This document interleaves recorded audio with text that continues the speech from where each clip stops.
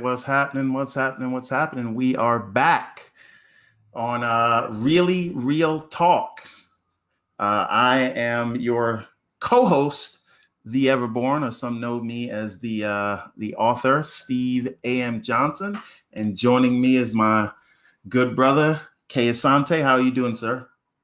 Good evening, folks. Hey, how you doing, Everborn? How's things? Things are good, man. Things are good. I got a couple of business initiatives that are going on at the same time, trying to make those things happen. Not public businesses. I dabble in a few other things, so that's been taking up my time. But watching a lot of things this week, and I know we got a thing we're going to talk about on the weekend. But things are nice, man. I'm good. How about you? Same old, same old. Things are good here as well. You know, a lot of things to catch up on. We had a lot of interesting culture, news, movie, film, TV show stuff happening this week. So I'm excited to get into it.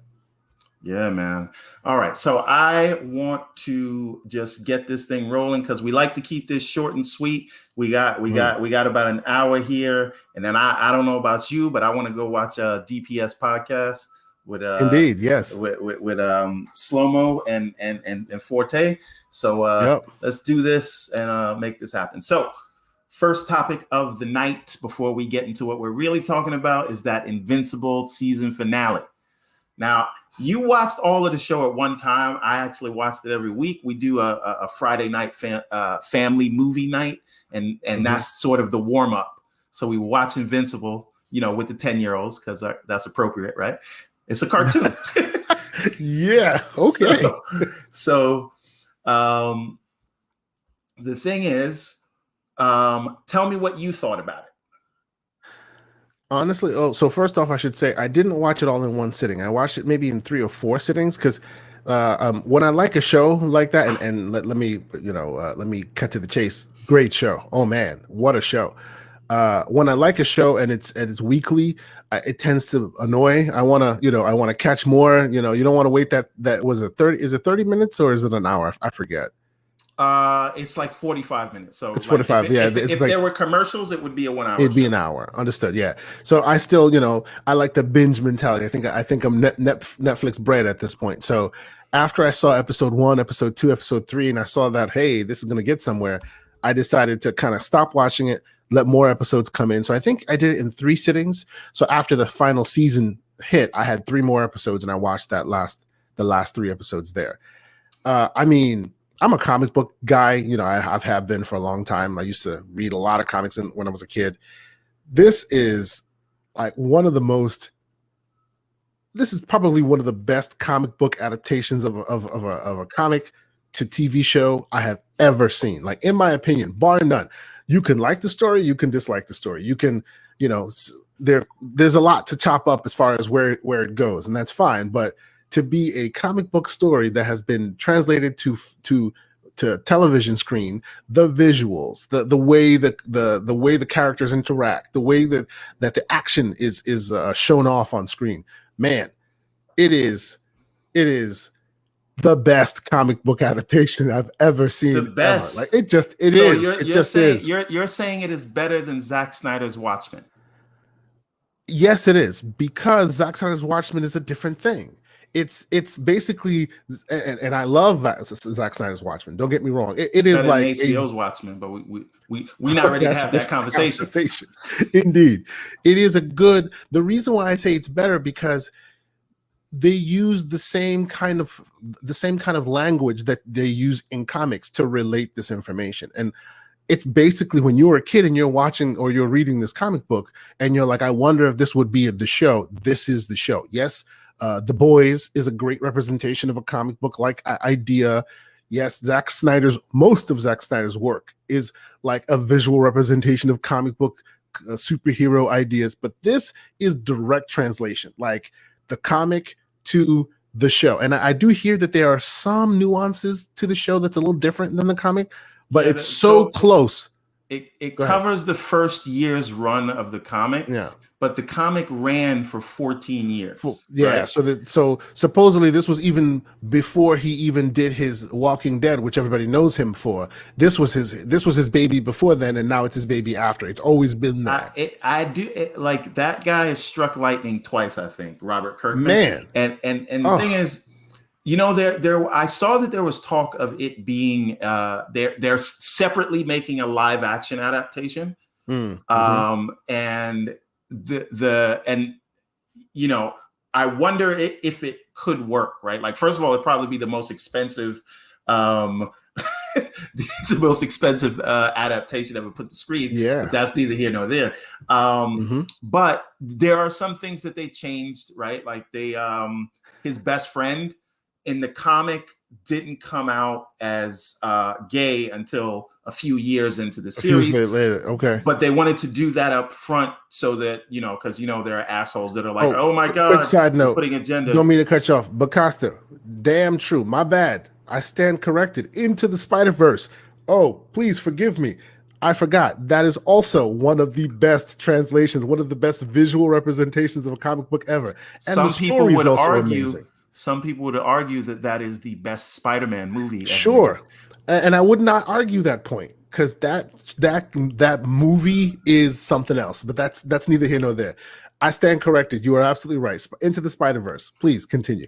Yeah. So they did that, and I think that was a better change. The mother, I can't think of her name right now, but she was voiced by Sandra Oh. They gave her, because she is she didn't have really a lot to do in the comic, and I think they really fleshed out her character a little more. They made her she had a lot more agency, right? She was more directly responsible for the situation. Yeah, you're absolutely right. In the comics, she was just sort of like, oh my God, I'm crying, I can't handle this. She was just there. Sure. Textbook mom, I can't deal with it. But so there was that, and then the girlfriend, his girlfriend, I think she was a white woman, girl, right? She's a teenager. They race bent her, but they didn't give her character much to do either, right? In the comic. So they Zazie Beatsified her in this one, and you can tell because her voice is Zazie Beats as well as her visuals. No. But I think it was good. I think she did a good job. Were very good. But now the actual season finale itself. Yeah. Mm-hmm. By the way, are we spoiler talk or not spoiler talk? Because that's the big deal here. The fuck out of this. Go ahead. Okay, please. Okay, so Omni-Man in the comics, there's a big arc. A lot of the comic is about him, about redeeming him. But the way that they adapted this, which is not like panel for panel, right? They took it a little further. They made him meaner. I don't know how you make a redemption arc for him after this. After that episode. I don't either. I don't either. To me, he is like, in the new Star Wars, right? Like, they tried to redeem Kylo Ren. You can't. You killed Han. You're done. Yeah, you're dead to me. Right? There's nothing we can do after that, right? So I don't know how Omni-Man can be redeemed. Not after what he did to but Sandra Oh or the mother. What I will say to you though is the way they have translated this to screen, they really took it there. Like they didn't in any way, shape, or form like shave it or anything like that. It is what it is. It is the full raw effect of the comic, right? And they did it unusually well. Usually translations like that always lose something. This thing, I don't think it did. Because if you didn't have any prior knowledge of the comic, all the twists and turns hit you like a ton of bricks. It's amazing, right? Yeah, this is a new meme, like telling people to think. So, I think that honestly, it may diverge from the comic, but they've earned my trust. I with think this. They want to compact it down into like 3 seasons. Sure. They don't want to. They don't have that much time for it. You're right. Yeah. So, but what I'm saying is, I do have faith that they will pull it out because what they've done so far has been magical. Like it's been like, wow, it's really been something special. So you're absolutely right that they took him very far in one direction. So like if the comic book is to be followed, then how do they bring him back and redeem him? They may not, and that's fine. I'm okay with that. I kind of want to see where they go with him on this. I think they're going to bring him back to save Earth from the Viltrumites. But to You me, think so? I don't care if you save Earth. Like, you're still dead to me. Like, yeah, because he doesn't give a crap. Help us save Earth and then kill yourself, right? Like, yeah, he doesn't give a crap. He just barely did not kill his son and then kept it moving. He doesn't give a crap. We don't even know if he's actually moved on or if he's gone back to Viltrum to go and to march the forces and come back. We don't know that. He went to go pop the trunk. That's right. We don't know that. So I don't think that arc is anywhere near our future, but it's okay. I think where we're going here is quite special. They don't do this normally on TV. No. You know? I think they turned the show around for me because I was sort of like, okay, I was like, the show's fine, and I thought it was getting by on its just on the shock value of how brutal it was, right? But the season finale was actually written by Robert Kirkman, right? And I think it turned the whole thing around, and because to me, I was like, the show doesn't know what it wants to be. 1 minute it is The Boys, another minute it is Bob's Burgers, right? Like. But that's the comic. That is the right. comic. And yes, and I had to learn that, right? But when you understand that it's that way on purpose, okay, cool. Now we're jumping from like. I think WB that's going to be a running Flash. theme today. That's going to be a running theme today, I suspect. It's on purpose, but continue. Right, because like 1 minute is WB's one of those WB shows, like the Arrowverse, and then the next minute, what I mean? It turns into brutalness. That's right. Yeah, out of nowhere, like for real. But once you get past that, I think they did it for a purpose, and I really like the characters they introduced. So very happy for it, very excited, and they got green. I'm excited for season 2. 2 and 3, right? They announced it. Yeah, I'm excited. For sure. 2 and 3. Okay, now hold on to your butts. We are getting into the meat and potato of today's show. Well, before we get into the meat and potatoes, and I know that's the meat and potato of the show. Real side tangent though. Did you watch The Bad Batch? Not yet. I'm sorry. I apologize. I didn't get to watch it yet. Bad Batch. Okay, no worries. Then I guess we'll stop. Spoil it for me. You can spoil no. It's not a spoiler thing at all. It's just I want to know your thoughts on it because a lot of people right now The Mandalorian is big. People love The Mandalorian, but much like how all the other Filoniverse things start, people don't like it when it starts. Like a lot of people drop off. That's why I asked you, how many Filoni stuff have you seen? You said season one of the season shows, right? Of Rebels. So I wouldn't be surprised if you're in a disposition not to necessarily be happy with what you see. Because they all tend to start kind of. That's why I wanted to know. Let me tell you something about me in Star Wars, though. And I haven't said this to many people, but please, it's just us here. It's just us here. Nobody's watching. I am not like I'm cool with Star Wars, but I don't like. I'm not like I've watched everything Star Wars, right? Like, but I don't have that emotional connection to Star Wars the way that, say, I have an emotional connection to The Matrix or to Lord of the Rings or Game of Thrones or the MCU. Okay. Right. Those are things that like I'm reading all the books, doing all the research, looking at the lore. Star Wars is just like, I guess I'm a nerd, so I'm supposed to like this. So I have to like it. I hear you. I hear you. There were 2 good Star Wars movies, right? Which are? Episode 4 and 5. Okay. A New Hope and Empire Strikes Back. Okay, sure. Me personally, I will not make judgment on that.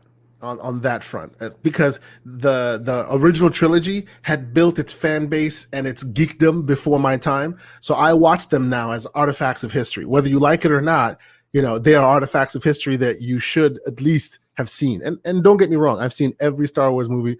I've even watched the holiday special, which is rare to find. I found Ewoks. a VHS version somewhere with the Ewoks, exactly. I find that the original trilogy, and even to a certain extent, the newer trilogies, are all on an island by themselves. In the time they were made, they were both the greatest and the worst, depending on who you talk to, right? Right. So, but and these days, I like the side stories. You know, I've been chopping it up with folks on the internet. I may be one of the rare few who likes Rogue One. I thought that was a great no. Rogue One may have been the best of the Disney Star Wars era. I honestly do, because I'm sick and tired. Sorry, I'm sick and tired of your standard dude in robe holding a lightsaber. You know, I liked the world that Star Wars had built. I like the grandiose themes and the lore, and I want to see what happens to the normal average man living in that world. And that's what Rogue One gives you. You know, you can see how the Star Wars world affects the common man, and I really like those side stories. And that's what builds the Filoniverse. The Filoniverse is all about the common man, their everyday little struggles, and then it becomes this huge thing. So if you're not used to it, I can see that some people might be like, you know. Here's the problem, though, right? Is it really that?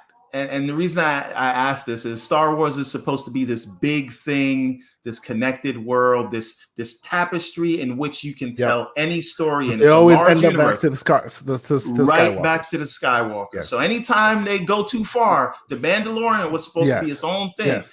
Well, but think about it this way. Think about it this way. Let me paint a picture, and we don't want to go too far because we have some other things to discuss. But I think the reason why they reined Star Wars back in is because this is the first time they basically let the guy who makes Saturday morning cartoons take over the main series for a little while. That's what happened, because that's what Filoni does. He gives you that Saturday morning cartoon, that man on a mission, that old school kung fu, walks into the village, you know, performing some tasks, talking to NPCs, you know what I'm talking about. Yeah. That's how all of his stuff starts. Upgrading his weapons and his armor. That's right. And then at the end of it, you look back and you're like, oh my God, can you imagine what we started? Like Clone Wars was the same way. It started off as this goofy cartoony. I didn't really like the art style, you know, these little one-off stories here and there. At the end of it, there are characters in the cartoons that you really, really love more than you do the main characters. And then they start bringing them into real life. Ahsoka's getting her own TV show. There you go. And I'm just like, dear, it's the greatest thing ever. Whereas in the beginning, most people hadn't seen that and they don't even know. You know what I'm saying? So I honestly think, specifically with Mandalorian, they kind of let him on a leash a little bit.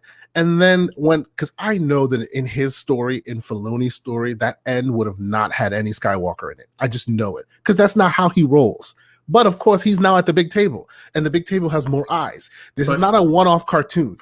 Guess what? So they kind of reined him in and went, okay, here's where we bring Skywalker back into the mix, rather than maybe it could have been like, what's the guy's name? I forget. Ezra Bridger, who could have saved him. That's a character from the Filoniverse. I know. But the thing about that is, you know, with Filoni, like he was kind of like, well, guess what? I'm using this as a vehicle to bring my own characters in here. Yes. Right. Why do you think I call it the Filoniverse? It's not Star Wars. It's the Filoniverse. It is. He's bringing all his characters back. I want to, and I know people don't like this comparison because I feel like the MCU is a better Star Wars than Star Wars. 100% agree. 100%. Right? I agree.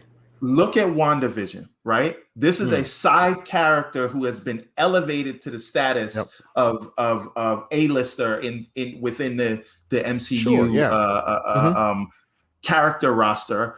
And in the end, everybody was like, oh, who's going to show up in the end? Is Doctor Strange going to come in? You know what Kevin Feige said? No, we are not going to have the dude come in and mansplain magic. This is Wanda's story. Right?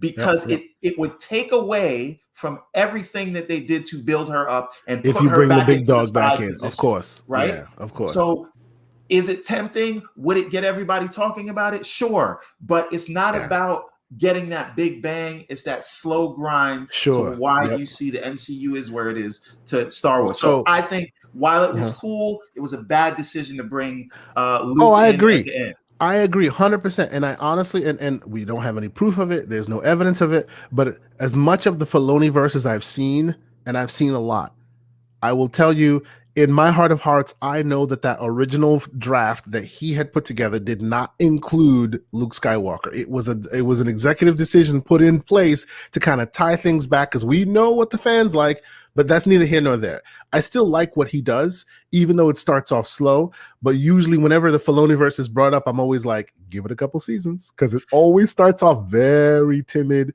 very slow, very monster of the week. Since this is really Star Wars talk now, should they bring in Filoni to do movies?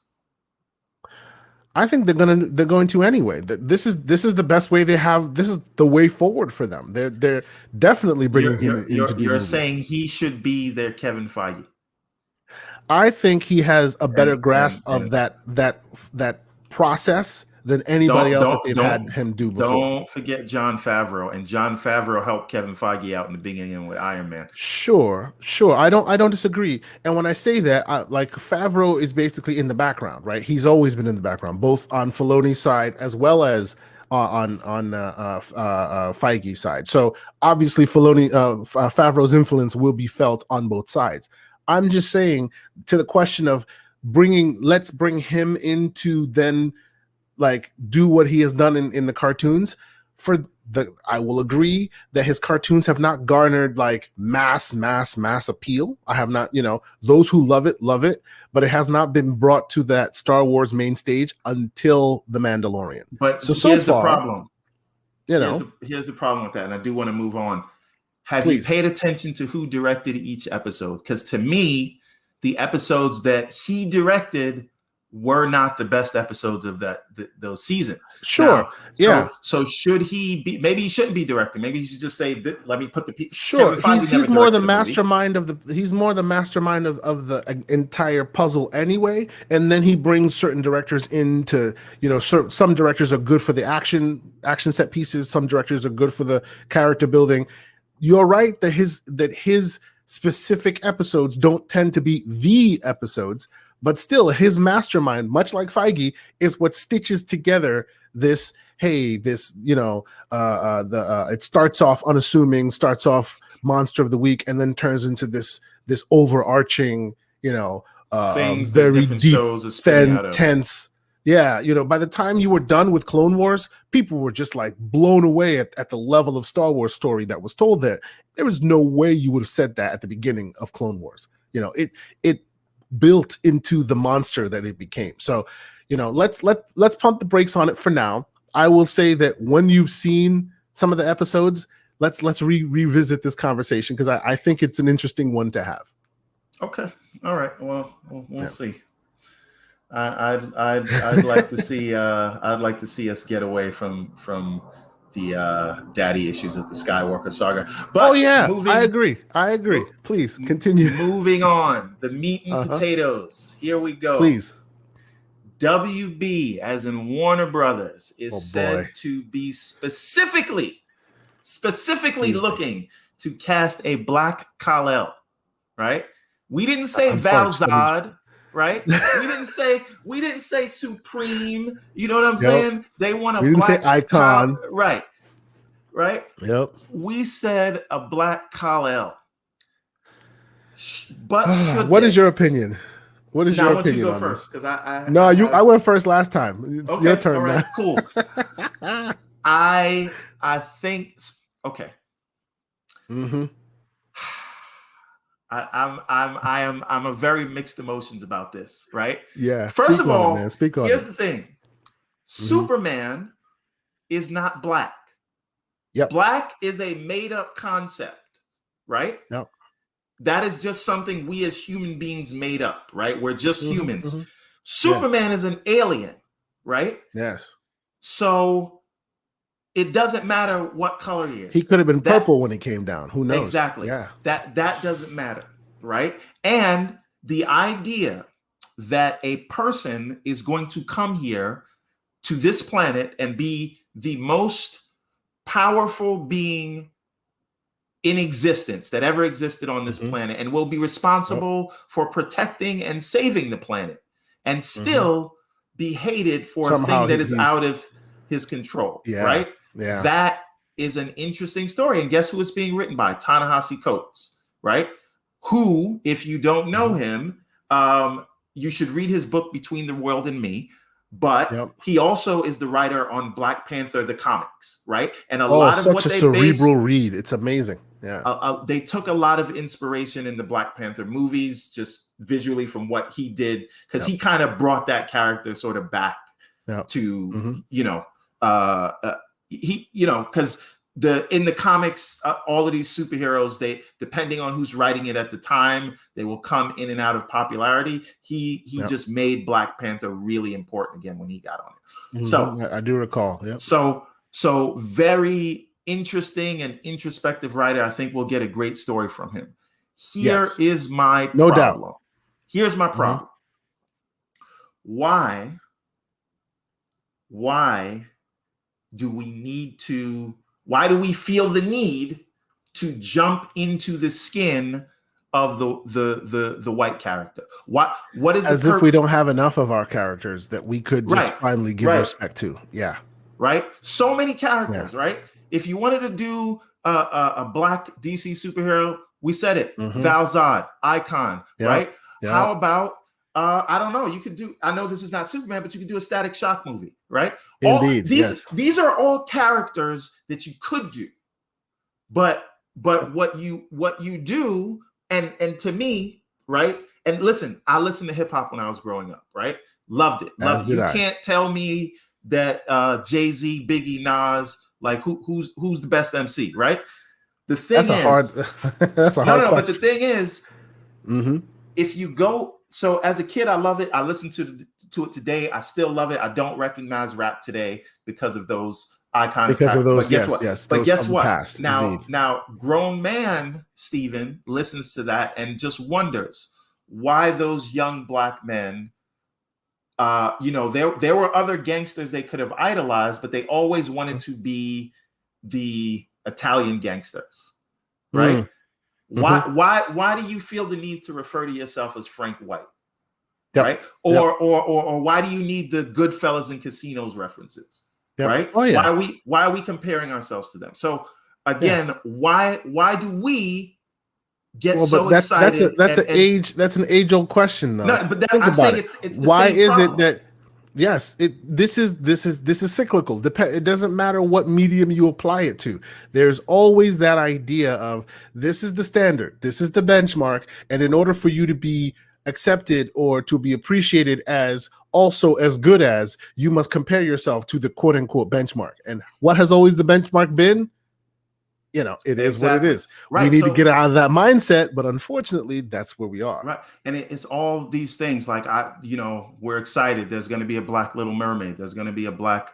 The Black Little Mermaid idea, that I'll stand further I can stand behind that, because the original story should have been a Black Mermaid.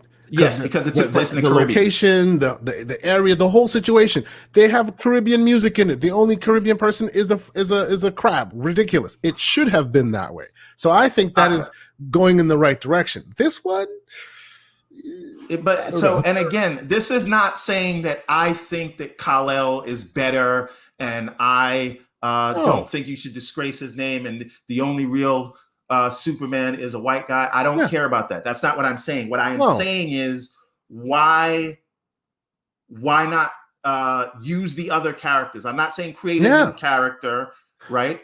I'm saying there are so many others, and I'll tell you why. Because these characters, like the Supermans and the Batmans and the James Bond, they are brands. They are they're known commodities, so they want to attach their marketing to that. Right. But I would argue that you could. I would argue that a lot of people didn't know who Black Panther was before that movie came. Exactly. Please, Iron Man was a B character C character in the Marvel canon for how long? Until Marvel decided to bring him to the big table. Like, the idea that Iron Man was going to be the start of the MCU, that was a ridiculous notion before it became the start of the MCU. All it takes is a good idea and intelligent writers to take it off the page. So the idea that, we don't have the opportunity to do that with this character, that is just it's an excuse, a righteous excuse, some can argue, but it's still an excuse. It is still an excuse because I think in more of a nefarious fashion, if they are successful at creating a different character or giving another character the respect they deserve, they feel like in the long run, it may lead to detrimental effects with their populace. You know, that whole idea that we were talking about where Captain America is now black and that may have ramifications. I have a feeling that this speaks to that as well. Yeah. This may speak to that as well. You know, so you have, like you said, you have your Val Zod, you have the Calvin Ellis, you have your Steel. There's been so many. Who is the president of the United States in DC Comics, right? He's Superman and he's the president of the United States. You know, you have so many of them. They are there. They can be worked on. They can be finalized. They can be made to be as reputable and as representative as all the others have been. I honestly think that it's not even a situation of it might not work, because yes, that's true. And they're investing so many dollars and you don't want it to not work, obviously. But what if it does work? Just like Snyder Cut, it worked. And now the people inside of it are going, yeah, it did. So what? We hate it. Go away. That's what's happening here. Well, I think the thing with the Snyder Cut, and I don't want this to become the Snyder Cast. Yeah, they have people who don't like it. Right, but with the Snyder Cut, I think that if you go down that road, then you are effectively saying if the fans throw a tantrum, we'll do whatever they want. Oh no, you don't want to get be me in wrong. that. Yes. I don't disagree with that at all. And I'm not even saying that the Snyder Cut should be greenlit because it was, because besides that point, you know, there's a lot to the reason why that thing is not going to get greenlit. I completely understand.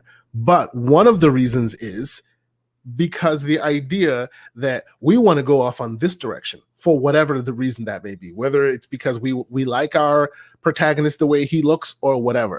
And this challenges that. So whether money works or money doesn't work, we're going to shut it down because we want to go off in the direction we want to go down.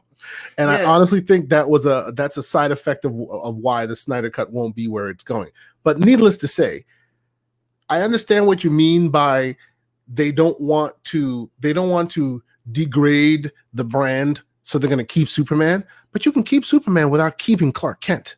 I mean, because that Clark Kent part's the problem. It's not like they really have been doing a good job with the Superman brand lately. But again, true.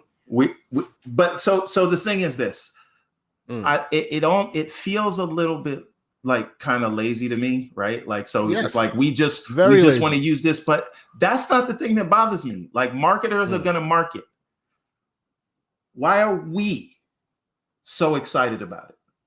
I'm not. I'm excited in a negative fashion, honestly. And by the very nature of at least Black Twitter, people agree with us. For the most part, they're like, "Yo, this is some BS out here. What's going on?" Like that's all I see. I'm not out here cheerleading for Clark Kent, right? I'm not like Clark cheerleading Kent for the way old he Blue is. Eyes. I don't care. I like Clark Kent the way he is. Look, without any of the ridiculous, skin tone and all that in it, much like T'Challa, Black Panther, and all of that, in the comic books, much as how the comic books haven't been established, there's no reason to change it now. There have been multiple characters that have worn that mantle, and we can move off of the character that's there for today, and tomorrow's character can wear the suit just as well. As we've discussed, we have Kal Zod, who's been a very interesting character in the comics. We have Calvin Ellis, who's also been very interesting in the comics. When Superman died, we had Steel, we had all these other variations. They've all been their versions of Superman, right?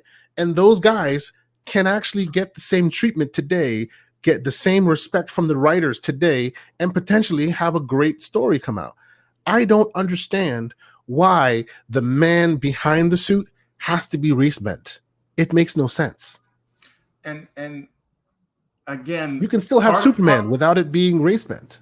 Part of me thinks that the design here is because they know it'll piss off like some people for the wrong or right reasons, right? And they'll continue to talk about it. And again, they're trying to get backlash, right? Because guess what? No publicity is bad publicity. And people will keep talking about it, and then they'll all have to go to see it. Now, All of that being said, okay, right? When I go into a movie, I don't put those expectations on it. You need to tell a good story.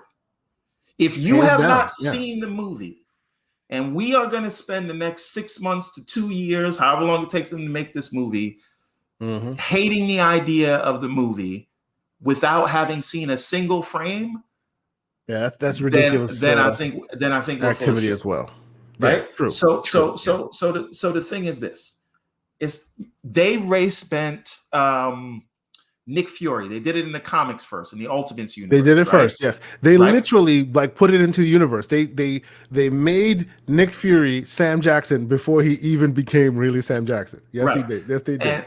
And they don't go around in the MCU saying, "Look at me, I'm a black man." Right? That's right. He just happens to be.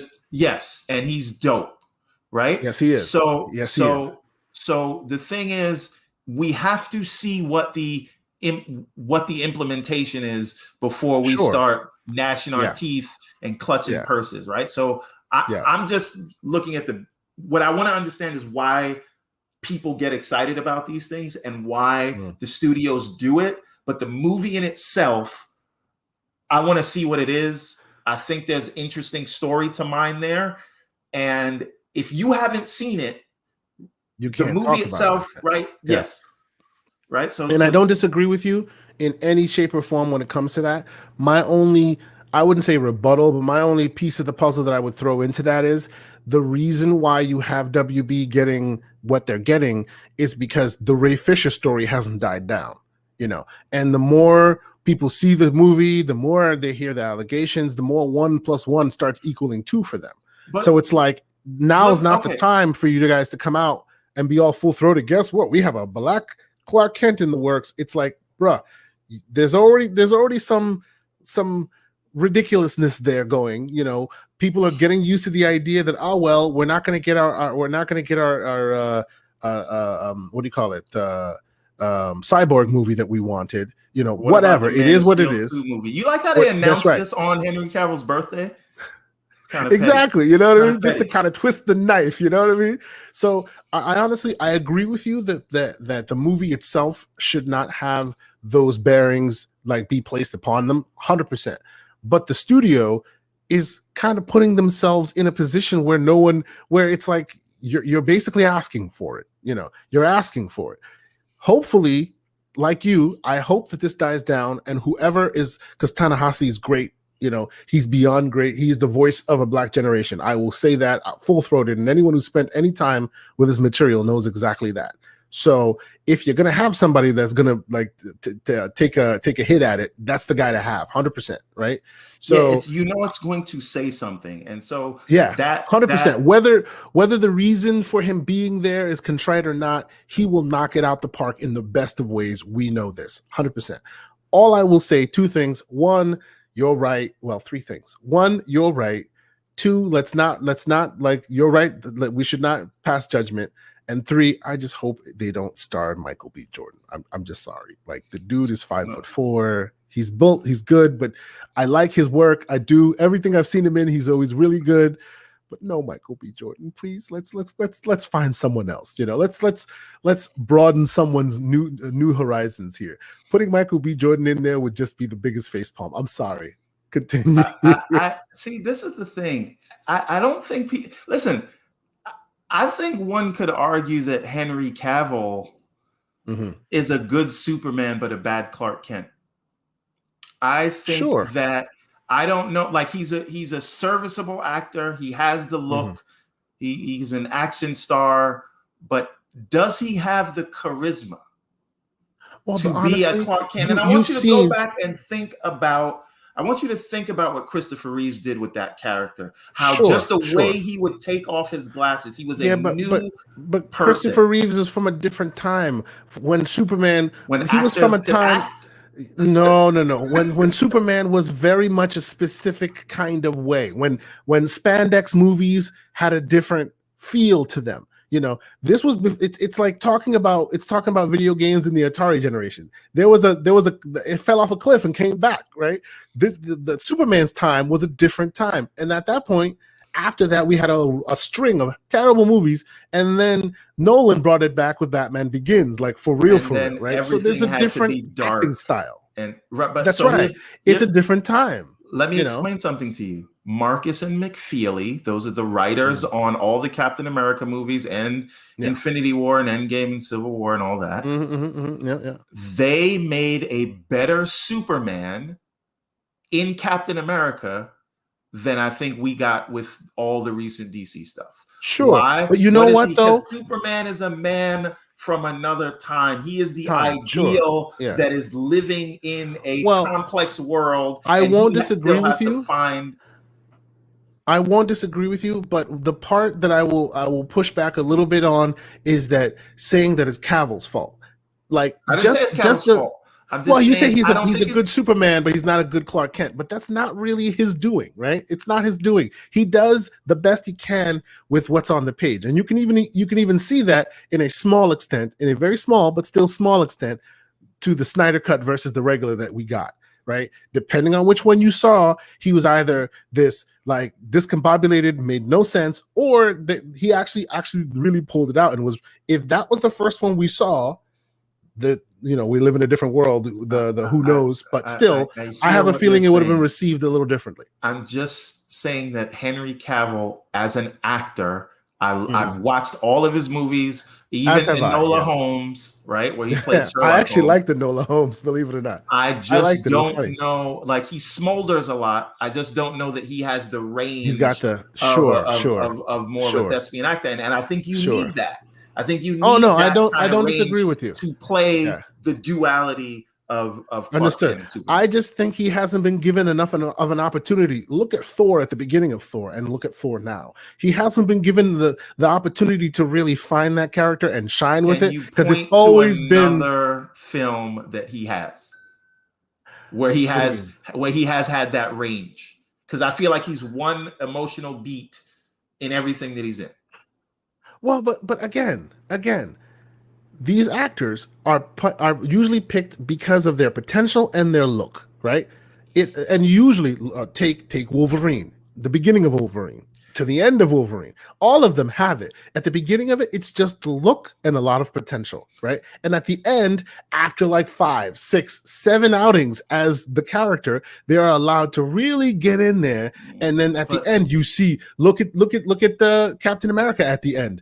He is Captain America. In the beginning, I honestly feel like Cavill has not been given, and of course I'm comparing DC to Marvel now as far as how they treat their actors and allow them to grow within the character space, but still, Cavill has not been given the chance to flex his muscles. He got he literally flexed his muscles a lot. I think that's all he did. But he got Man of Steel, okay, but then as soon as he got Man of Steel, it was this Batman v Superman thing that was dramatic. And then there was another thing that was dramatic. He really was not allowed to grow into the character. I hear everything you're saying. I'm saying, like, when you if you talk about casting Hugh Jackman, who is a classically trained stage actor. Yes, he was. He has the range to do that, right? Yeah, like, but at that time, I just don't it could have been a detriment to him. At that time, Wolverine with a thespian class actor, it would have been. There's a thought that could have been like, yo, are we asking like a rocket scientist to go and stack shelves? This might be overqualification over here, and then it eventually worked out. I just wish, and I don't disagree with you that he's not the greatest actor in the world.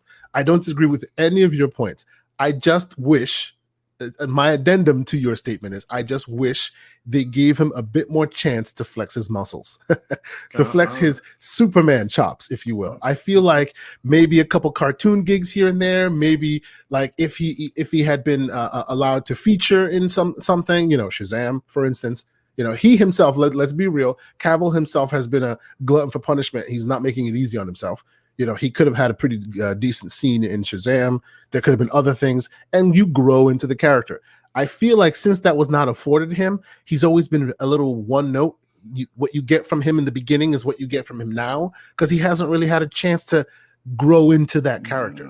But I don't disagree with your points as far as, What's written on the page is what's written on the page, and a better actor can do more with it. I don't disagree. Yes. Okay. So now my next point, right? So we talked about race bending and character, right? Mm-hmm. And we also asked ourselves, is the title just a mantle, right? And anyone can win. Because that says that you use someone else. But that brings me to my next point. The mantle of Spider-Man. Right? Oh boy. This is going to be another one. We just talked about race bending characters, or even if you don't race bend them and you make a new one. Like there are many characters that started in a bigger sort of a bigger series, and then they spun them out into their own thing. Right? Mm-hmm. So now that brings us to Miles Morales. I think Miles Morales is an amazing character. I think he's well written. I think his life in the spandex and outside of the spandex is very interesting. His side characters are great. Love the character. I do not think he should be called Spider-Man. I think it does a disservice to the fantastic writing that the people do that have created this character. And the reason why is, I'll give you, like we're talking about offline, I'll give you the Venom analogy. Venom is Todd McFarlane saying, I want a gnarly Spider-Man, right? That's what he started out. He's the Spider-Man with teeth, black tooth, black suit, right? He's really big, Spider-Man skinny, like he has claws, he's cool, right? He's scary. And even in the comic books, they've literally compared them. Like they've literally had a split, half Spider-Man, half Venom, just to show you that, hey, he's opposite Spider-Man. We made him that way. Yeah. Right. And so he was sort of in the shadow of Spider-Man for a long time. But now he has spawned his own thing. He's grown into his own. He's moved out of the shadow of Spider-Man. Why? Because he has his own name. Yep. Right? He has his own nearly $900 million movie, right? He has, if they've made up lore for him where they go back to the planet where the symbiote was created, and you have all those things, right? But Miles Morales is always under the wing of Peter Parker. Spider-Man. You are always going to get that comparison. He could never jump out of that. Right? Well, okay. I hear you. You're absolutely right. I hear you. But I honestly think that this is a problem of its time today, depending on how they continue to work on said character. Okay, now follow me here. The reason why I say that is because much like we had this conversation as well, much like Black Panther, right? That character was built to be a mantle. So even steep within the lore of the character, there have been many Black Panthers. There will be many Black Panthers, right? So even if one character embodies that mantle for as long as they do, which unfortunately we did not get that, but that could have been the world we lived in, where T'Challa, as we know him today in the MCU, would have embodied Black Panther for however many movies. That must change, and it will change. Why? Because that character has been well established to be a mantle, okay? Spider-Man, on the other hand, for as long as we remember him, even as kids as we were, right, watching the Saturday morning cartoons and or reading the comics, he's always been Peter Parker, right? They changed that not too recently with Miles Morales, not too recently, because yes, he was during the time that he was created, the idea was that what's the man, Childish Gambino, what's his real name? Give me his name. Yeah, Donald Glover. Who I'm talking about. Donald Glover. Yes, I was going to say Mando. Donald Glover was going to play at some point. He was going to play Miles Morales, and of course, he's aged out, right? And but still, it's within this hashtag. Not my Lando. But go ahead. That's a different conversation. Needless to say, like he's now aged out, but it's not that far back, not that far removed. That they're basically trying to turn the Spider-Man character into a mantle, right? They're trying that. And that was the first attempt. It didn't really work in the comics. So actually, at that time, Donald Glover did not get to play the character. Yeah, but right? they're trying to turn it into a mantle. Why? Now. Yeah, no. But like you said, the reason why they're trying to turn him into a mantle is because, like you said, a new IP is hard to maintain. They now have lightning in a bottle with Spider-Man, and they made a comic book that worked out pretty well. And then they made a video game, believe it or not, which was an offshoot of the OG game, and it sold better than the OG. So they know they have something, but they can't change Spider-Man because that's what brings the boys to the yard, unfortunately. You know what I'm saying? So they have to turn him into a mantle because that Spider-Man wording has to be included. If it's not, many of the normals may not hear about it. You know, I see that may be where we're going with that. In 10, 20 years, when there have been enough Miles Morales Spider-Man movies, like Spider-Man properties, we could be living in a world where, much like Black Panther, it becomes a mantle that can be passed down. Today, that's not the world we live in, but they're working to try and change that. I don't think that's necessarily a bad thing. Now, on the Superman front, that's a bad thing because that's been so well established, not only the mantle, but also the character behind him. You can't now change it, and they're not even trying to change it. They're just trying to make him black. That's the same thing for Spider-Man. Spider-Man's 40 years old. Yeah, but they're not making Peter Parker black. They're not doing that. They're giving the mantle of Spider-Man to someone else rather than going, Black Peter Parker. That's the problem. Again, I don't think they will be successful in converting it to a mantle. They may or may not be successful. I think that Miles Morales, because the game is called deserves Spider-Man, his own Miles Morales. It says Miles Morales bigger than it does Spider-Man. Miles Morales is a big enough character that he can step out and say, you know what, I'm my own man. Here's my question to that. How many Batmans that are not Batman are there? There are many of them. How many of them command the same respect, the same level of notoriety as Batman? There are many of them. There's Nightwing, there's this, there's that.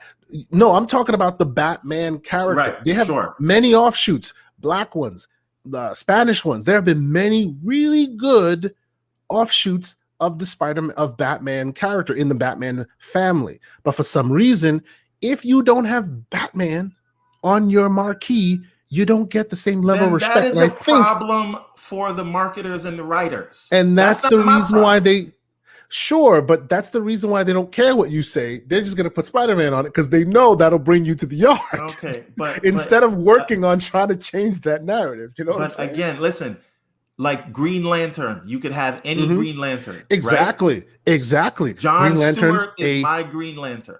Right? That's right. That's it, right?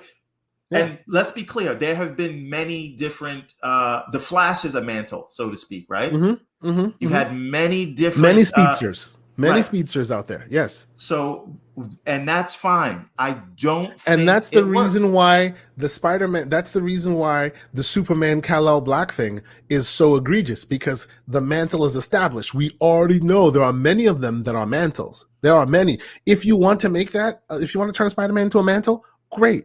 Get the multiverse going. Get it going. Then you can justify it. In the here and now, you cannot justify it. But even if you had the multiverse going, all I'm saying is do the Venom model. Venom. Sure. I think that Miles Morales might even be bigger than Venom, right? I know Venom's movie made more, but it wasn't a cartoon, whatever. Yeah, Venom, no, but the Miles Morales character has more notoriety than Venom does, I'm sure. Right. Yeah. And so, but guess what? They have a Venom verse at Sony. Because they're letting the MCU. Well, because that's all they have. They don't have a Venom verse because they want it. They have a Venom verse because that's all they got their hands on. They didn't want to start the MCU with Iron Man, but that's what they had. You work with what you got, right? What you got. True. You use what you got to get what you want, as a certain stripper used to say. Now, listen. Okay then. The thing is, I don't like the idea of a very interesting black character that is living in the shadow of a white character. Of course, I agree with you. I do. So treat him like you treated Venom. Treat him with put some respect on Miles Morales' name. You can't treat him like you treated Venom. You can't treat him like you treated Venom, because Venom himself was also a property of a time when people were more likely to go on a limb. This was all the 90s, right? Like Miles Morales was not created in the 90s. No one right? No one thought the Venom movie was going to work. Everyone was like, "What the hell are you doing? This is a Venom movie without Spider-Man." But remember, almost $1 billion. The reason why it worked is because they had no choice. That's the point. If they had a choice, they would have chosen someone else. But their deal only includes Spider-Man and his cavalcade of Spider-Man specific enemies. So he had to be Venom. That's all it was. It's not like, we had an idea. They didn't have the idea. No. They were desperate. But do the hard work. Look at this. Like I said, that game, that Spider-Man game was called Miles Morales. I know it was Spider-Man Miles Morales, but all they called it was Miles Morales, right? Oh, and don't get me wrong. Right? Yeah. Venom, no one thought it would work. Spider-Man's nowhere near that. Guess what? And truth be told, it kind of didn't work. Did you see that movie?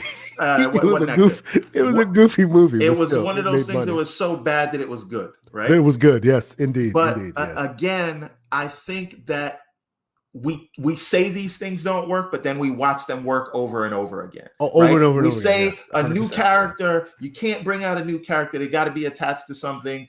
They do. I know Black Panther is like one of the oldest superheroes, but no one knew who he was really in the public consciousness until they made a movie. Those of us that know him, but much like the normal common man did not know him until Ryan Coogler introduced him to the world. And no one thought the MCU would work when you're starting with the C-list characters. But guess what? Well, but then again, the MCU didn't start with the C-list character. They created the MCU after Iron Man. They did not go into the MCU. They didn't go into Iron Man going, we're starting the MCU. That last scene is what sprinkled the idea. They didn't even have the MCU when Iron Man was done. Sure, but still, I'm saying they started with Captain America, Thor, the Hulk, and Iron Man, right?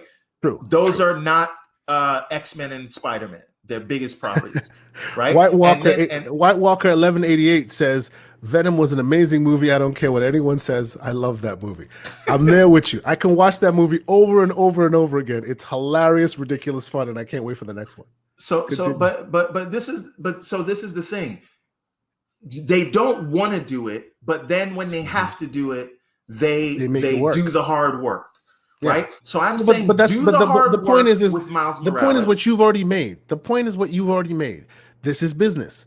They are a business. They're not in the business of going out on a limb and hoping for the best and trying to make like something magical. They're in the business of our pockets are fat. We want to keep them as fat and do it as safely as possible. So when they have the choice where they're in where they're diverging paths of either we create a new character, do the hard work and hope we strike gold again, or we put Spider-Man on this thing and we know that at least 80% of folks will come and look at it just because it says Spider-Man.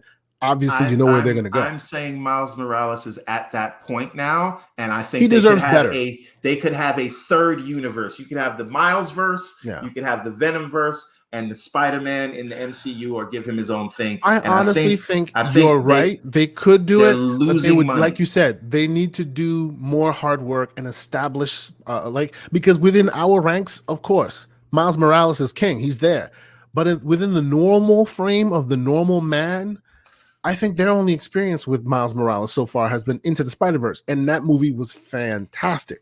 But it wasn't a live action, main blockbuster bringing in all the billions of dollars. So he will always be a secondary character to the normal man. It also got nominated for an Oscar, though, didn't it? Sure, but it got the boob prize of, hey, this is the best animated film. It should have gotten the best film bar none, and I agree with that.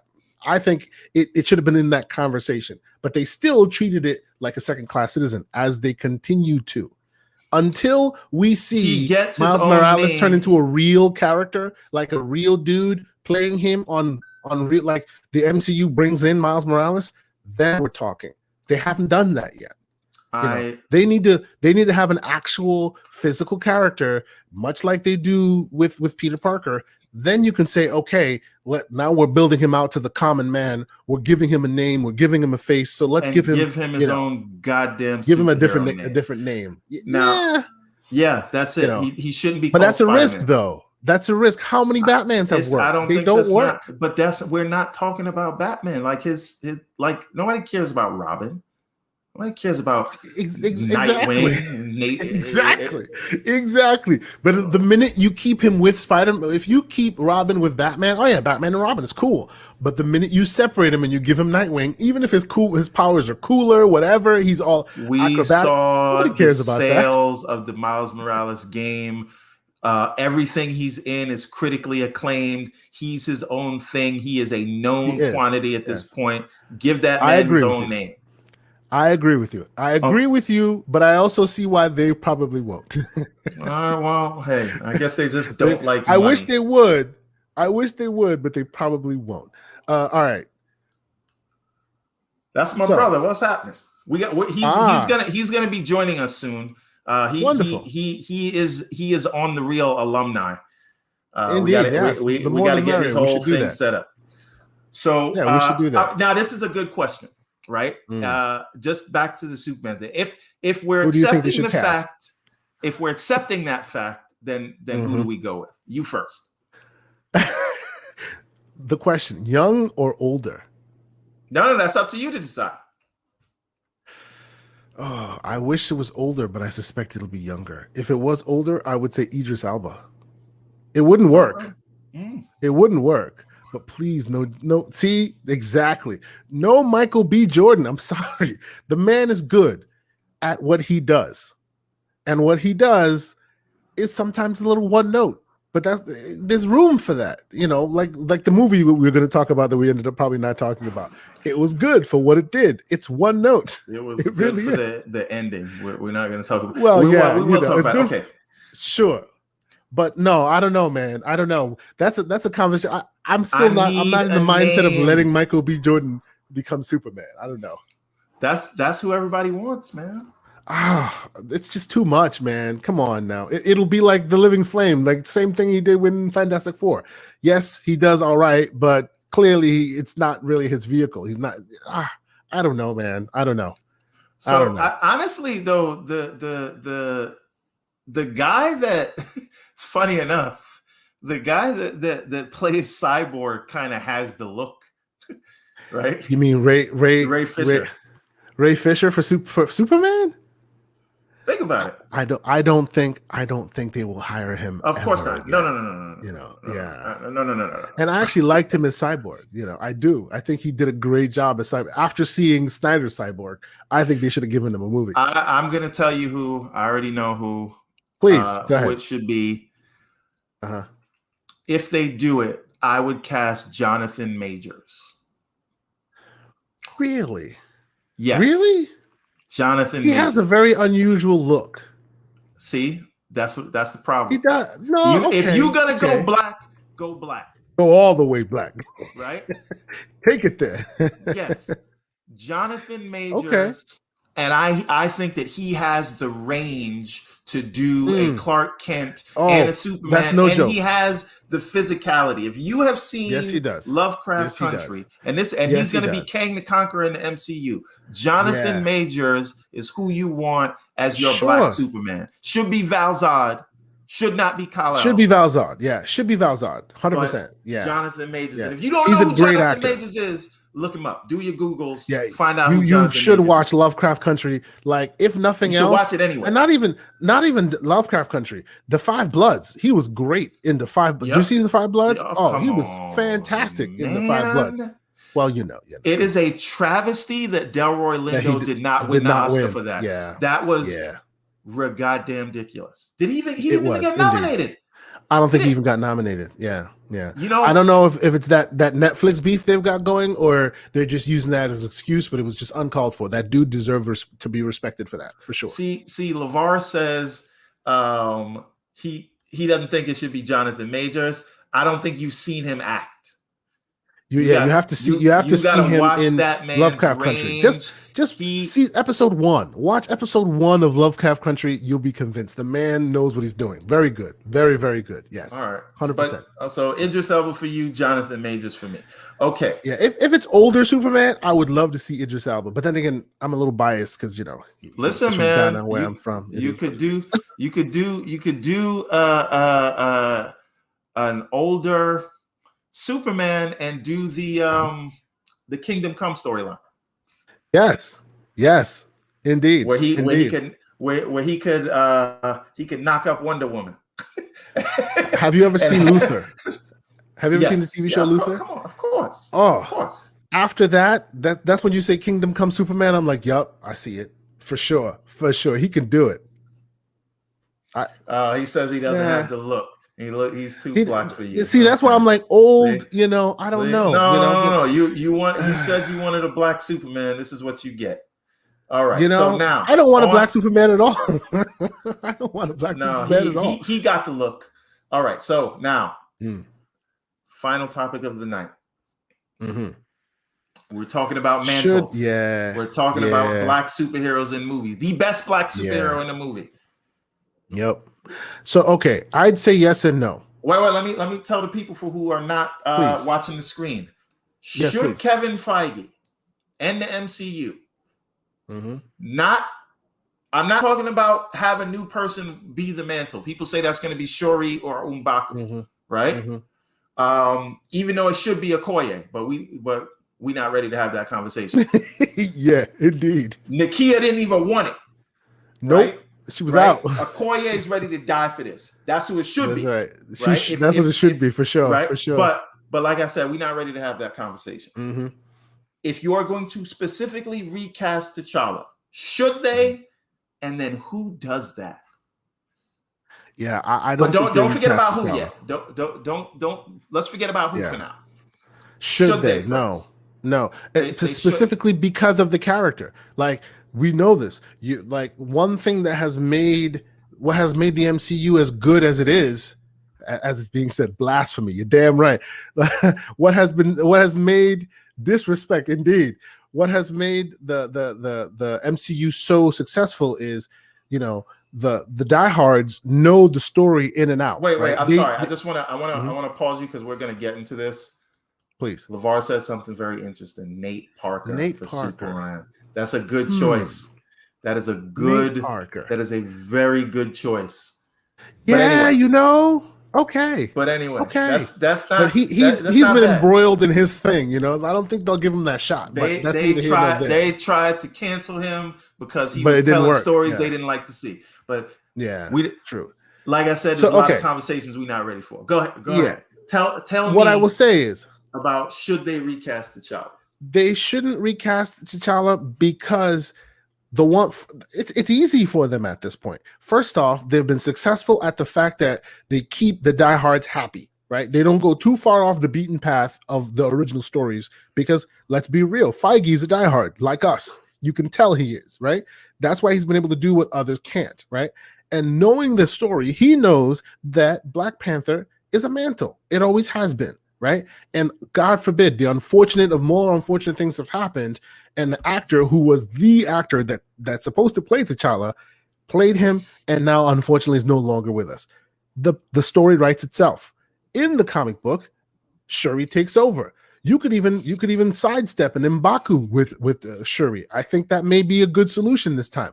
And then the next time you find a different king. But before yes, because I think the problem with saying we're going to give it to Shuri or M'Baku, and you see the title of the movie, Black Panther Wakanda Forever, because they want to move it to the focus of that series to be Wakanda.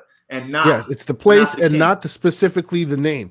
And they're absolutely right. Now, I was a little like I was listening to podcasts. King David from the Iron Lords podcast. He was very livid in the fact that they didn't move the mantle off right away because that's the character, right? I can see why they don't want to do that because they want to respect Chadwick's legacy a bit, which I feel you on that. But then don't recast Chadwick. Leave the hole that Chadwick left there, which it looks like they're going to do. Right, they will make mention, and because they do that, it might be because of whatever the story entails. Right, it might be that because the story requires it, they will have M'Baku and Shuri fill in the interim. But the next king should be the next king. It shouldn't be a recasting of T'Challa because that would be very disrespectful to to the original story, to Chadwick's legacy. I don't even think Coogler was even planning on doing that because that's ridiculous. Okay. I have some thoughts here, right? Please speak on it, bro. And I don't think the folks listening are gonna like what I have to say. Please speak. I think that if you want to honor Mr. Boseman, amazing actor, right? Should have won the Oscar this year, right? For 100%. Ma Rainey's Black Bottom, right? Yeah. The thing is this: if you don't say that, like, think about the character of T'Challa, who he is, what he represents, everything. Take the Black Panther out of it, right? He brought that character to life, right? Indeed. Yeah. So imagine if Christopher Reeves died and we said, you know what? You can't do Clark Kent again. That's it. Somebody else got to be Superman. Well, but again, right? Superman is not a mantle. It's not a mantle. That's fine. But if it's not I'm not talking about it being a mantle or not. You could have somebody else come in there. But T'Challa himself, we're saying that's it. No one will ever experience that character again. T'Challa. I won't say that no one should ever experience that character again. That character is dead with Chadwick, right? Well, no. I wouldn't going say on and having to give performances that like your brother's saying in the chat, not so quickly.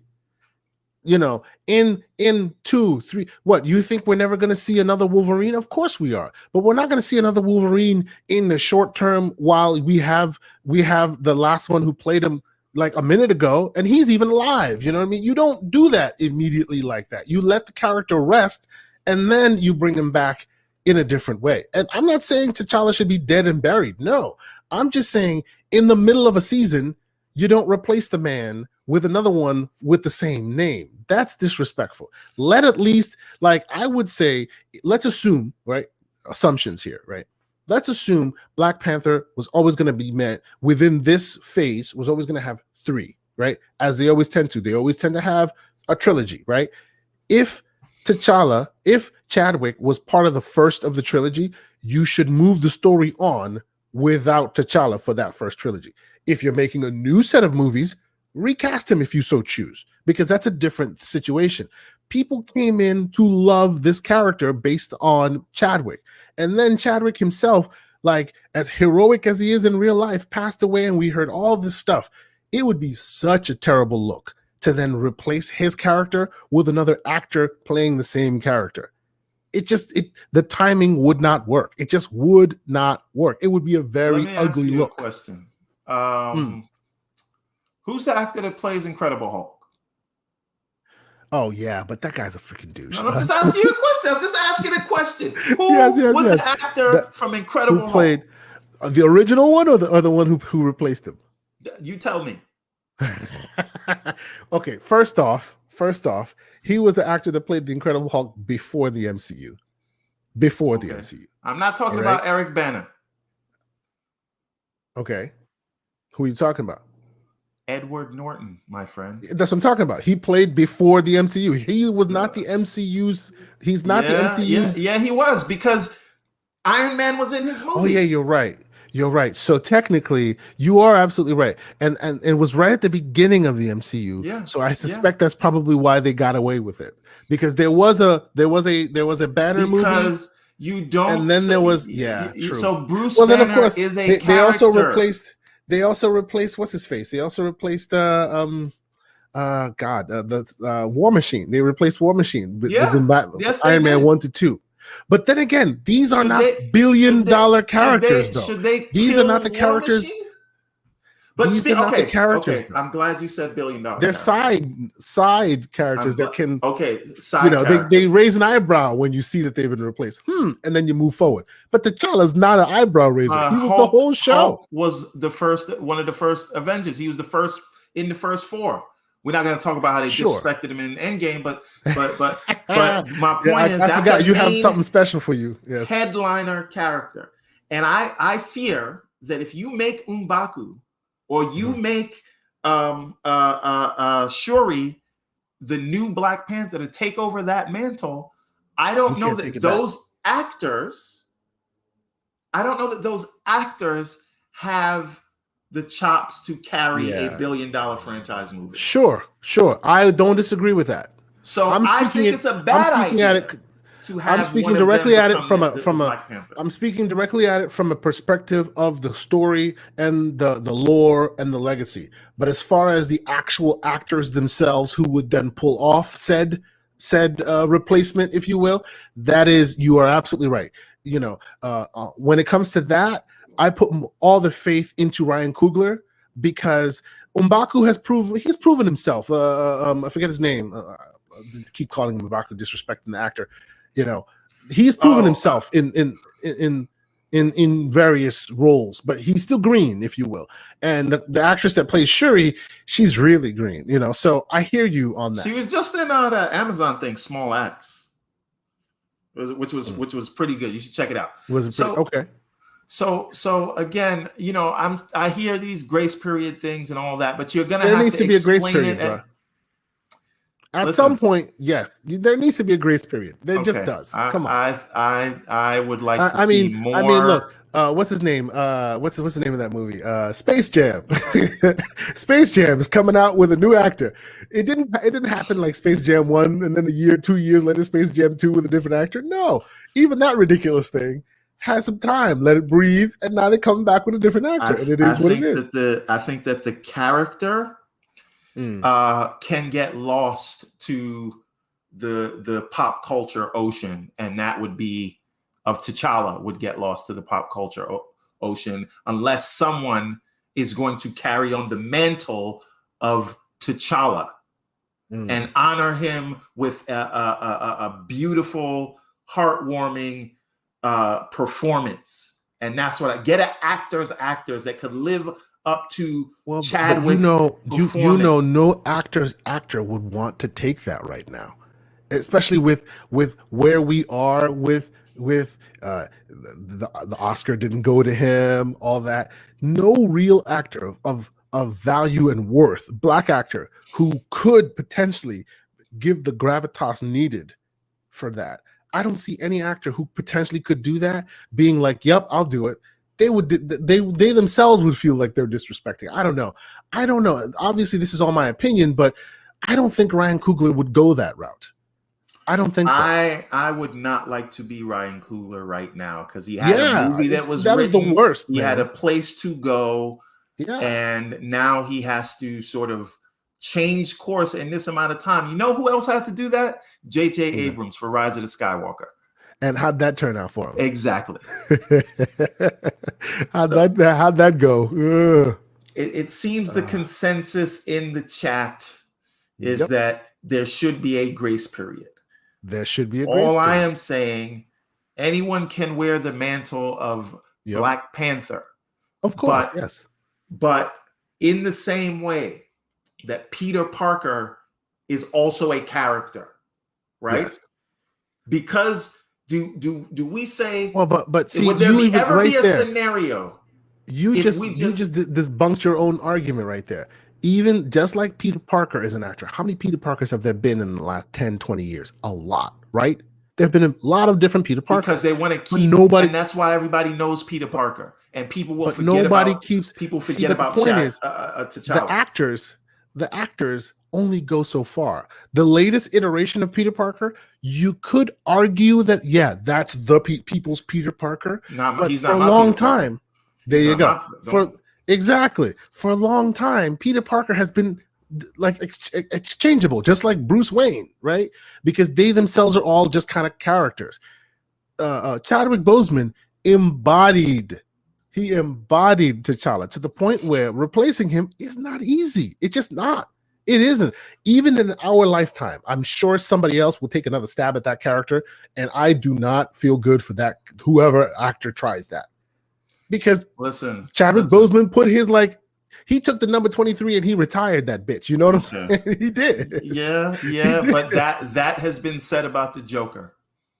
And true. Guess what? But every time someone plays the Joker, they knock it out of the park. But every how actor long? that plays the Joker How because long they did respect. It took It took a long time for that to happen. No, it didn't. They respected the previous performer and said, I have to live up to that. And that's also, what they do with the Joker. They say, you're comparing a character that has been played by multiple actors many times compared to T'Challa, who's been played up to date on the silver screen by just one. And now we don't want him to be played by anybody else. And that's why he'll never. Dude just died, man. Give us some time. The character will not go on to become a part of ingrained in pop culture. So here you go. Here's a good question. Let him come back. Scoutsman 619. I'm curious about the new Blade TV show. Who would fill Wesley Snipes' shoes? I don't know about the TV show. I thought there was only a movie. There was a TV show. I know there was a TV show after. People are thinking, will it be a Disney Plus thing? And I don't think it will because it's going to be very dark. I thought it was going to be a movie, right? They didn't really say that. They just said, what do you call it? But the person that is going to fill those shoes is Mahershala Ali. And he definitely can fill those shoes. I mean, look at him and look at Wesley Snipes. And the time has passed, right? Like, you could not rekindle Blade today with Wesley Snipes. You could as like Blade's dad or something, and he could still be very skillful and he could still be useful, but you cannot bring Blade fresh new, introduce him, and then bring Wesley Snipes, because clearly the time of his peak has passed, right?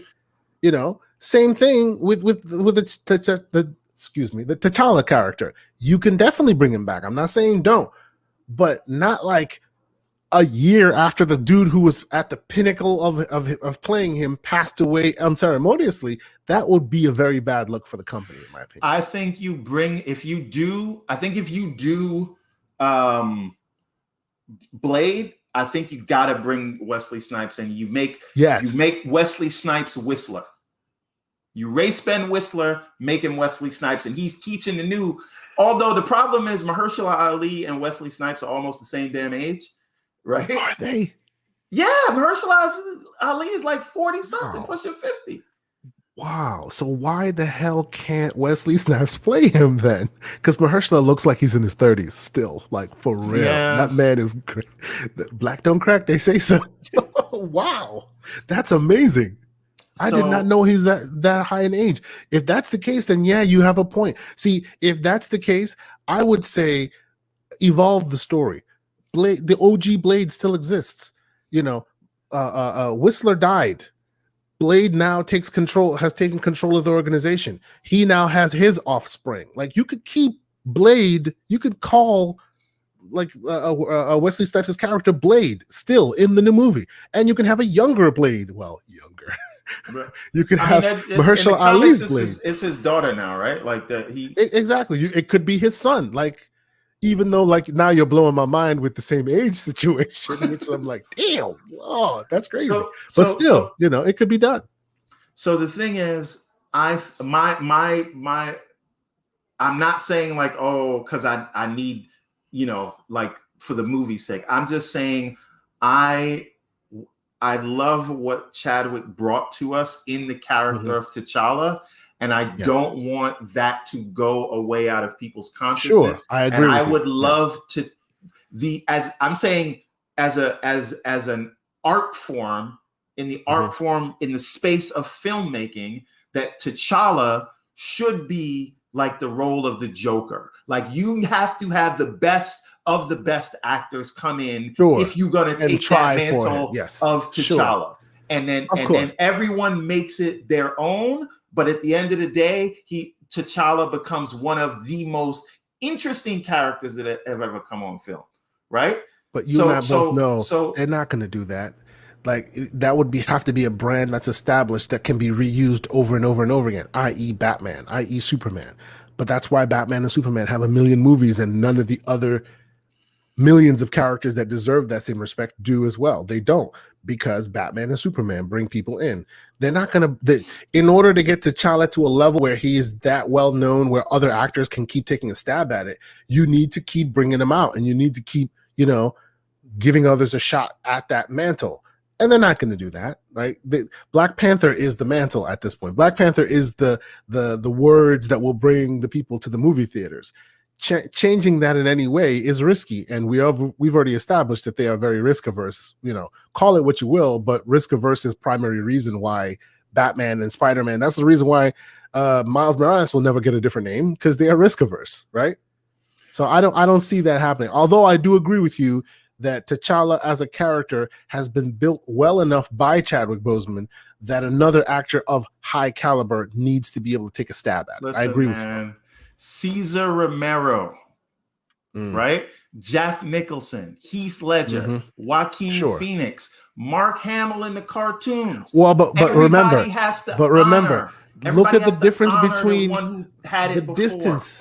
The distance between Heath Ledger and Joaquin Phoenix. There was a huge distance, and even between that, there was another Joker. We don't talk about him because nobody really liked what he did. You know what I'm saying? Between the two, there was another one. But that's because that character has been established, being redone multiple times in history. You can't compare that character to this character, which is first out of the gate, and they knocked it out of the park. Hit such a high level, and he didn't retire. He had nowhere to go but up, and then he was taken from us. So that whole situation, although I don't in any way, shape, or form say you're wrong, because I hear you and you're right, but because of the nature in which he was taken from us, they have no choice but to slow roll things. They really don't, because it would just be horrible of a look for the people who loved him, like specifically the actor who played him, and all of that is. Disney understands all of that. They're in the business of trying to make money. They don't want you to look at them and go, "Oh, there's the cash grab," because some people will feel that way. The dude hasn't rested yet, and you're replacing him. I still think within our lifetime there will be another T'Challa attempt. But they should do it, right? Yeah. I agree. Heath Ledger died as well, right? And then it took almost 10 years for another one to replace him. It almost took 10 years. Come on now. Heath Ledger, it almost seemed for a while that nobody was going to do it. When What's-His-Face tried it, it was ridiculous. Yeah. It was ridiculous. We don't even speak about it, right? The only other person we speak about is when somebody else came in the spot years later and did it the right way. Now you can go, okay, now we're putting him on the same level. There's no way that somebody can come out a year, 2 years after the man dies and knocks it out the box as T'Challa. It just would not work. They need to let that thing breathe. So are they going to say that he is dead in the movie? I suspect, and it's obviously rumor and speculation, but I suspect that they will CGify his death on the battle somehow. No, they said that. They said they're not doing they said that they're not recreating the character, which is fine. But what they can do, which would kind of still fill the void, and not they can have a guy in a mask. They can have a guy in a mask on a battlefield die without you seeing whose face it was. I disagree with that, because then we're saying like people had to live through the trauma of him dying in real life. I don't know if you want to show that on screen again. Okay, so maybe it may be something that is discussed at the beginning of something of the film. Wholeheartedly agree with Scott's man. Okay, they should do him like Paul Walker, have him drive off into the sunset. Yes, into the sunset. He lives on forever. Right, the character. Well, but of course, but remember, in the Black Panther ethos, he does. They all go to the Tree of Life, and there you see all the different Panthers, and he will be one of those Panthers. And T'Challa in the Secret Wars was the King of the Dead, and he had the Infinity Gauntlet. That's right. So again, it can be done. It can be brought back. It just needs to be done in a tasteful fashion. I just don't want to lose the character of T'Challa. That's all I'm saying. I don't disagree. And I am right. Now we're gonna wrap it up now. We went a half hour longer than we were supposed to. Sometimes it takes you there, baby. Let's do it. It's all good. At the end of every show, we like to talk about what we are watching. So tell me what you are watching this week, good sir. I'm watching this Netflix show that I don't know if I Shadow and should be Bone? watching it. Is it Shadow and Yeah. Bone? I knew it. Yeah. You got caught up by Yeah. Well, the it's not that I got caught up. It's just one of those situations where like people are talking about it. I'm like, I want to give it a shot. See how it is. You know, I've seen enough of these YA things. It may keep my attention, it may not, you know. It's all right so far. And I also want to like grab the recommendation you gave me. I watched Stowaway.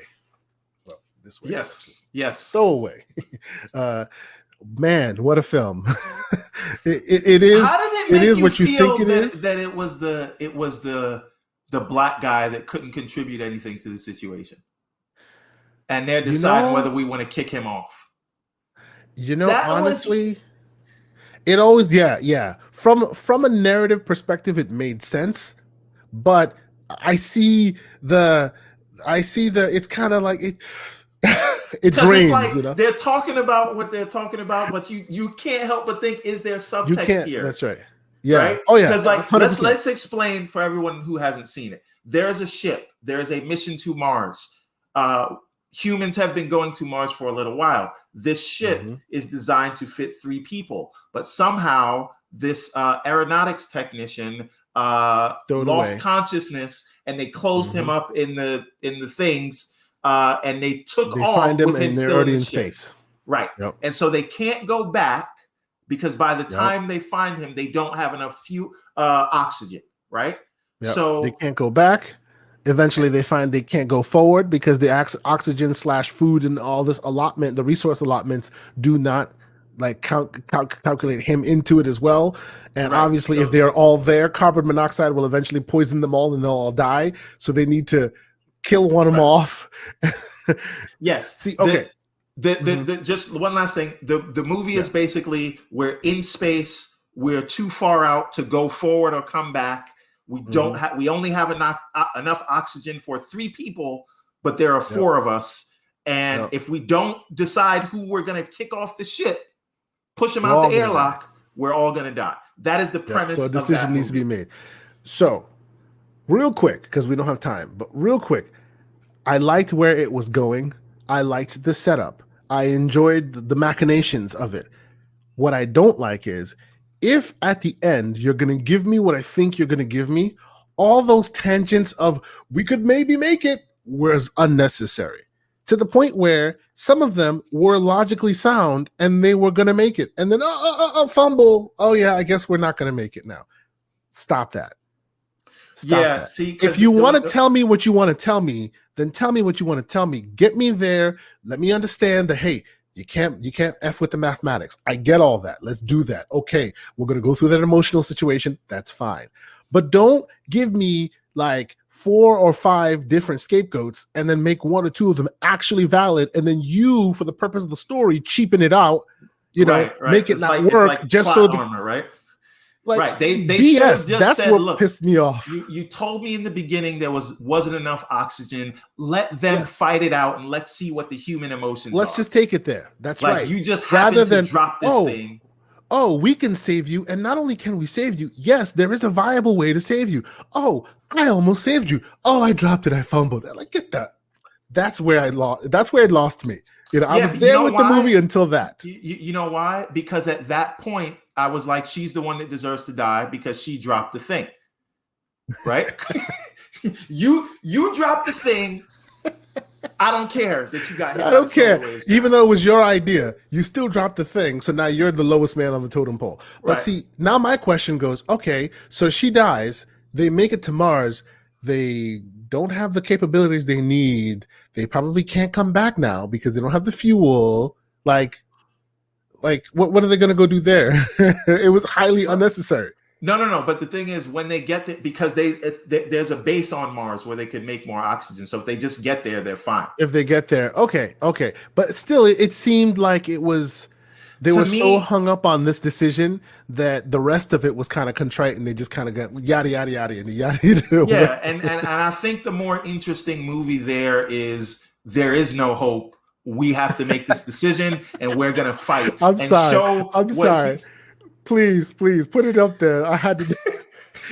That is the statement of the night. Good job. What is that from A Time to Kill, right? That's Samuel L. Jackson. Sam Jackson, Time that's to right. Kill. Well, every time I hear that now, I remember the Boondocks when they brought him back to keep saying that over and over again. I love that thing. That to me is the more interesting movie. What do humans do?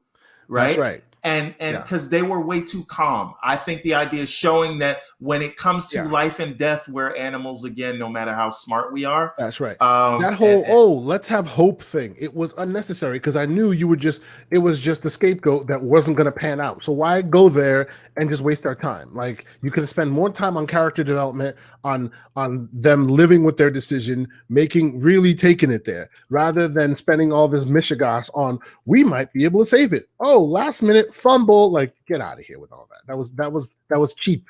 I didn't mean that. So what I am watching now, or what I watched, was Without Remorse from Amazon. Yes, I watched that as well. Remorse. Yes, please. Right? Yes, please. So this movie is starring Michael B. Jordan. It is from one of Tom Clancy's books, telling the story of what's his name, John Clark. Yeah, John Clark. No, he turns into John Clark. In the beginning, he's not Clark. Okay, right, but they had to give him a new name. But what does he start as? I forget. First of all, the movie makes no sense, right? Nothing like he literally in real time gets shot, starts staggering a little bit. Now he's strong again and he can walk. None of it all makes sense. From the trailer, you already knew who set this thing up, right? Which was Guy Pearce. Like, I'm not ruining anything. This is like in the trailer, right? It's in the trailer. You can just see it right there. Yes. So the thing is, I'm watching this movie and it is poorly acted. It's poorly directed. It has some okay fight scenes, right? It is basically Rambo for the next generation. One note. Yeah, but it's not as good as Rambo. John not Kelly. As cool. Not Kelly, John Clark. not Clark. John Kelly. Okay. Yes. Ooh. Okay. But here's the thing. Now, I don't know if a lot of people know this. Oh, the ending. The ending, the post-credit scene. Like, who does this? Like, what? They do a straight up Nick Fury. They say, I'm putting a team together, and that team is codenamed Rainbow. Right? So this was another entry in bad video game movies. Indeed. And they didn't have to do it. It's just like, but you know damn well that was a Michael B. Jordan ad. He is such a geek. He's such a comic geek. No. Like it was designed as a vehicle. We want to turn this into something. I know. And doesn't he already have a production deal to continue with all this already? Yeah, like, but I heard he won a Prime like Prime gave him a bunch of money to continue making a bunch of these. Yeah, they might, but I think they're going to look at what the streaming numbers were for it before they decide. Before they go. Okay. Green light another one. Now, maybe enough people watched it, even though it was bad. Oh, I'm sure enough people watched it. Sure enough. But so just to tell the people who happen to be watching this how this all happened. Okay, so Everborn's like, you have to watch this movie. Okay, but let me tell you, I wasn't with the movie until the end credit scene. I'm just like, what? So you watched the whole movie and didn't get to the end credit scene, and that salvaged it for you? He's like, yep. I'm like, okay, let me see what this is about. I walked in just like assuming the worst. My wife and I watched it. She was just like, okay, let's see what this is. And she's just like, yo, I need a moment. This is like a roller coaster that just won't end. The whole car, the train keeps flipping and all. It was just way too much. And what was the purpose of the plane crash? Like, why did that happen that way? Right? Like, what? and it's like, oh yeah, that happened. Let's keep it moving. We still have things to do. She's like, really? They still got to go do the thing after that? Somehow they found a way for him. They went over there unsanctioned to Russia, and they were able to kill a bunch of police officers and then walk away out of Russia with no way to get back in. That's right. Unscathed. And somehow they ended up on a boat because, they got a boat waiting, But that last minute scene, I was just like, oh my, I'm telling you, that is a B. Jordan add-on. Have you seen him in a Vegeta outfit? He actually has himself in a Vegeta outfit. That man is geek to the core, and I'm pretty sure this was his add-on. I respect him for that. I respect that, man. And look, and the funny thing is I would watch another one, but I want to warn you, it's not good. You just stay till the end. Go in knowing that it's just BS action. You know, I like him doing this stuff, but he's wasted. He could have done better. It could have been a better movie. I mean, have you seen The Old Guard on Netflix? Yes, I have. That is a better version of this. You know what the problem is? It was the director, and the script was horrible. But the director is Melissa McCarthy's husband, who directs all her movies. Yeah.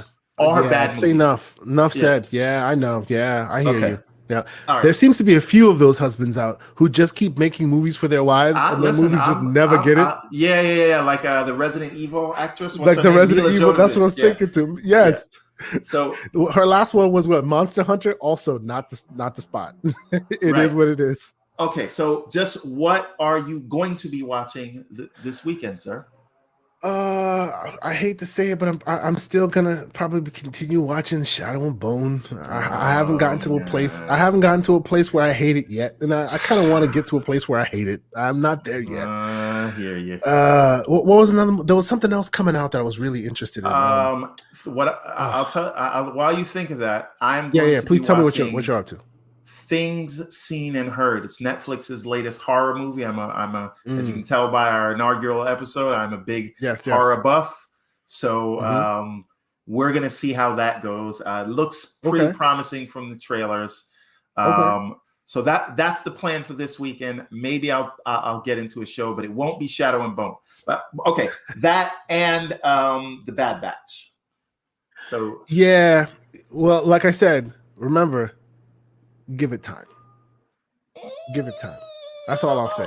If look, the Filoni verse has something for you, but you got to give it time. If you're not ready to do that, you probably might not like it. Who knows? All right. Anyway, as we get out of here, so check out the movie. Check out the movie from Netflix. Send me that after you've seen it. If you think it's worth, let me know. What I wanted to watch that I'm a little late on. You might watch it tonight. Great. What I'm a little late on that I kind of want to watch and I haven't done it is Concrete Cowboy. Netflix's Idris Elba. I've heard interesting things about it. So, and I'm as you can tell, I like Idris, his work, his body of work. Even if the movie isn't good, he tends to be good in it. He classes up the joint. I'll check it out. Oh yeah, I'll check it out. Any movies? All right, so we got to get out of here. We ran way over. This show is supposed to. We're way over, indeed, right? Indeed. Yeah. Sometimes it calls for it. What you gonna do? Yeah, tell them where they can find you, sir. Oh, I'm all over the place, but you can find me on Twitter, K_Asante. I'm usually out there, fighting the good fight. The gamers can find me at the Angry Gamer everywhere that you can find someone on gaming, whether that be all the various consoles and whatnot. And until next week, where we will come bring some more spiciness and chop it up one more again, right? So thank you so much for watching. Until next week. How about you, Mr. Everborn? You can find me at Everborn Saga just about everywhere, right? Twitter, Facebook, Instagram, Xbox, Steam, PlayStation, you name it. But more importantly, I want you to go to everbornsaga.com. If you can, we tell stories. We don't just talk about them. We create stories. You can see it right here. We just launched the first Kickstarter for Ariel's Adventure. We will be getting that out to everyone very soon, and then it will be available in the store. But in the meantime, you can get into the Prince of Arcadia story, which is, we like to think of Prince of Arcadia as the Hobbit to Ariel's Adventures, Lord of the Rings. So check us out, see what we're about there, and I'll talk to you on Twitter, man. Indeed. Until next week. Hey. Yeah, and everybody go check out